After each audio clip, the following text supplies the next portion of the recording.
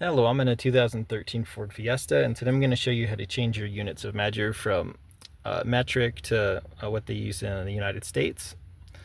So first you'll start the vehicle, then also vice versa, switch. So basically if you want miles or kilometers or Fahrenheit or Celsius for your displays.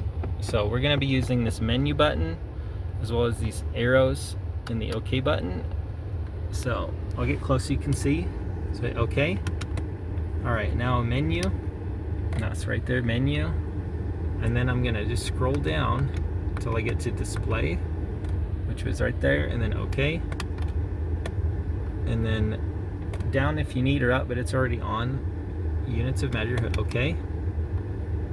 And then just a matter of going up or down to what you want, hitting OK. And that's it, it auto updates for you. So now, as you can see over here, everything's in kilometers and Celsius.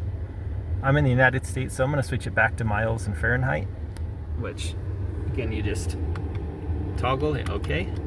That was with this. And then voila, it's back to miles and Fahrenheit. And then it'll just go away if you turn the vehicle off, but you can also go back using this back button. But that's it. I hope this was helpful and hope you have a wonderful day.